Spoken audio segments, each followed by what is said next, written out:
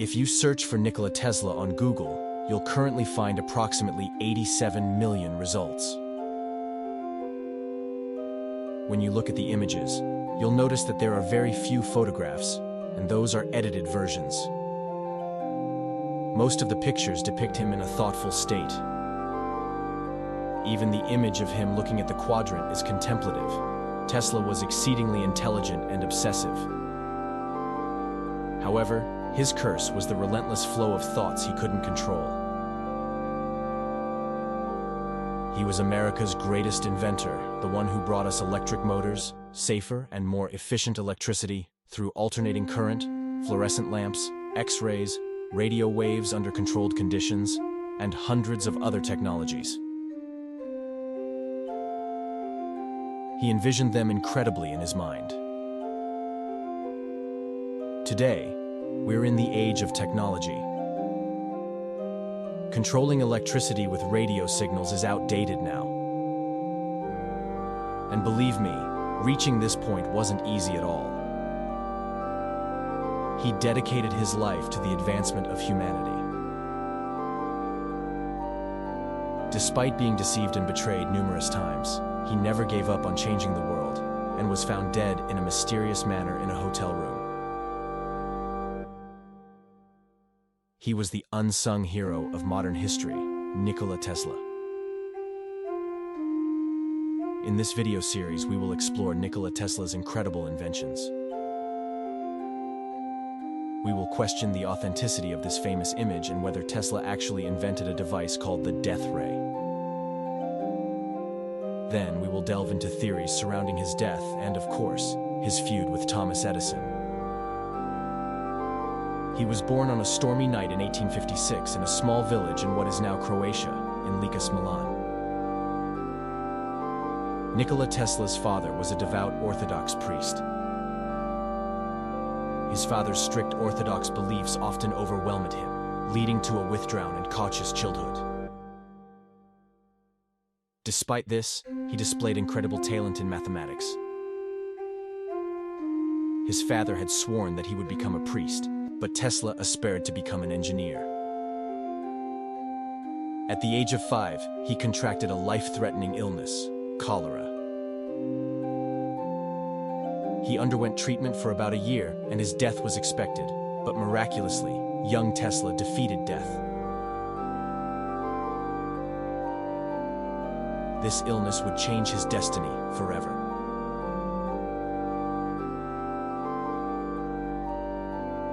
His father promised him that he could do whatever he wanted in exchange for his recovery. Despite being on the brink of death, Tesla miraculously recovered. As he grew older, he began studying the engineering department he had dreamed of. However, he had to drop out of school for various reasons. Nevertheless, electricity and its potential fascinated Tesla. He began reading and researching everything about electricity, and his studies would eventually make him one of America's most famous inventors.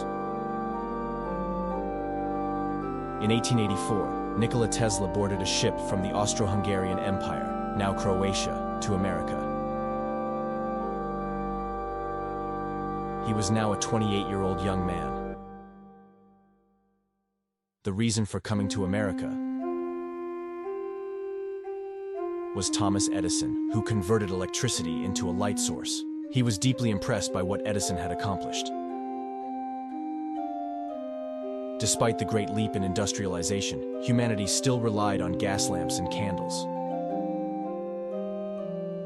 It had only been 4 years since Edison began selling bulbs he had developed with Alessandro's acquired knowledge for $2.50 each.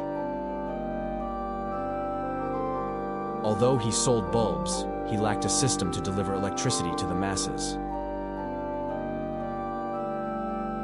Edison believed that electricity could be delivered to every home via cables using direct current.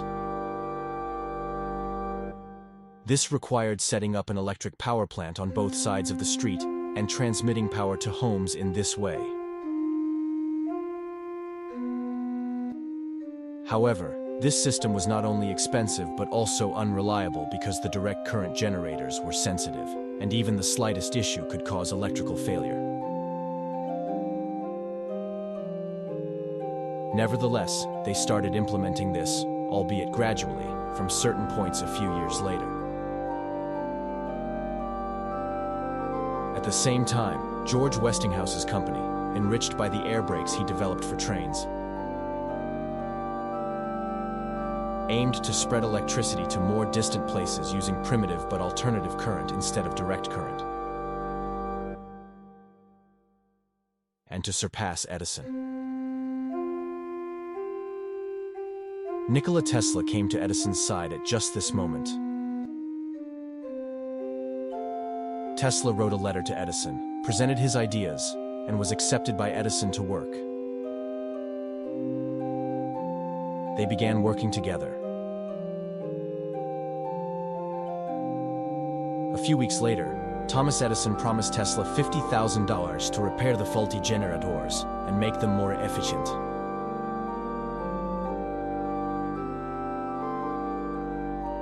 Tesla, with his intelligence, quickly fulfilled Edison's requests, but when he wanted to receive his payment, he was met with the following response.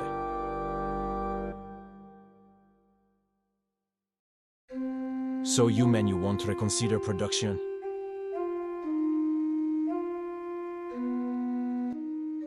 Tesla created a system where he could transmit electricity to light bulbs 2 kilometers away using alternating current. He advanced electricity along the way by erecting poles. For that time, this was like a miracle, but his company couldn't sustain it because they lacked a system.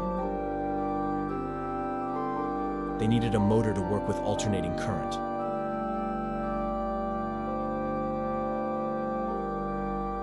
On the other hand, Tesla told Edison to abandon direct current, but Edison had spent all his fortune on it and didn't want to start over for alternating current.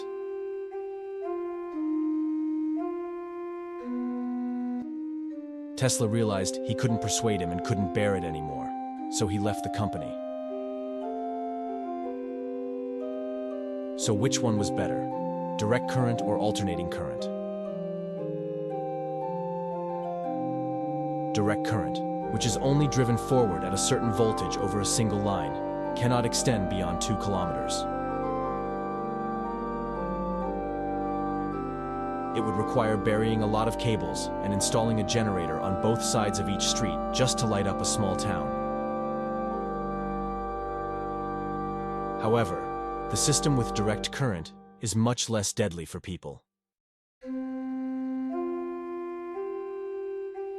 In the new current advocated by Tesla, which is alternative to him, the direction and voltage of the current can be changed. Moreover, while direct current can reach a maximum of 1 or 2 kilometers, alternating current can reach miles away and illuminate an entire city. The problem, however, is that alternating current can be lethal for people.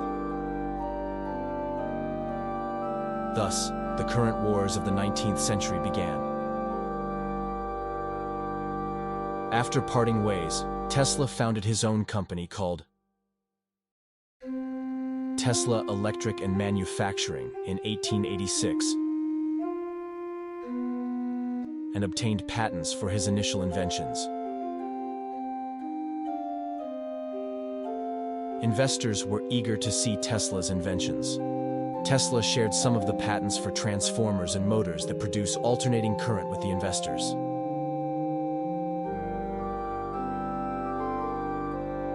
These patents were only for the motors he wanted to produce. However, investors were not enthusiastic about Tesla's new type of alternating current motor. Most of them compared his idea to Edison's safely operating direct current and mocked it. In fact, in those years, he made a deal with a company to sell his patents to the company in exchange for shares. However, the people at the company did not give him enough time and eventually fired him. Moreover, they had also bought his patents. Just when everything seemed to be going well, Tesla lost hope again, not even having a penny in his pocket. Therefore, he had to work as a trench digger for $2 a day. The bitter part was that the company he dug trenches for belonged to Edison's electric company. In 1890, Tesla discovered fluorescent lighting. Tesla had been using fluorescent lamps in his laboratory long before they were used in homes, about 40 years earlier. He was ahead of his time. To demonstrate how wireless lighting could be used, Tesla gave a breathtaking lecture at the American Institute of Electrical Engineers. 2 large zinc plates were suspended from the ceiling and connected to a Tesla coil. As Tesla began to speak, he said, "Here is a partially evacuated bulb. I hold it in my hand. Part of my body is in contact with the high-voltage wires, and the bulb in my hand is glowing beautifully." In fact, this did not contain a political message about the reliability of alternating current. Westing, who watched the demonstration, was greatly impressed. Eventually, a 62,000 patent agreement was reached between Tesla and Westinghouse. Tesla had finally found the necessary financial resources. On the other hand, Tesla and Westinghouse drove Edison to desperation. Edison launched a campaign to discredit alternating current. Cruel demonstrations depicting the dangers of alternating current were organized in the streets. For instance, they tied an old horse and administered alternating current to it, causing the horse to die within seconds. And they made dozens of people watch. Later, cats, dogs, sheep, goats, and even in a circus film, alternating current was used to demonstrate its lethality by killing them. Then an idea emerged: execution by electricity. Edison went further and secretly funded an electric chair that would use alternating current. William Kemmler, accused of killing his wife, was electrocuted in New York prison on August 6, 1890, marking the invention of the electric chair. The headline of the newspapers of the time read, "After the first attempt to kill him with electric current." The scientists, horrified by the victim showing signs of life, watched him slowly die from torture. When the current was turned on for the second time, William Kemmler's execution was completed. The events were terrifying and unforgettable. A year later, in 1892, Nikola Tesla moved his laboratory to a house on Fifth Avenue in Manhattan. While working there, he invented the electromagnetic oscillator. The oscillator was a piston-driven electrical generator. The system was designed to cause a piston connected to an armature to vibrate up and down at high speed, generating electricity. However, Tesla was unaware that he was actually creating a seismic weapon when he tested the oscillator. The electromagnetic waves emitted from the oscillator created a small-scale earthquake effect in the building. Tesla immediately smashed it to pieces with a sledgehammer. Many years later, Tesla made an explanation. If a cliché is attached, the mechanical oscillator could even destroy the Empire Building. Newspapers of the time featured this on their headlines. 2 years after Tesla's earthquake machine on March 13, 1895, something unforgettable happened in his life. The building where his laboratory was located caught fire starting from the lower floor and engulfed the entire building. Many things that Tesla had worked on were reduced to ashes. Speaking to the New York Times after the incident, Tesla said, "What can I say? Almost all the mechanical and scientific instruments that I worked on for many years to perfect melted away in a fire that lasted only 1 to 2 hours.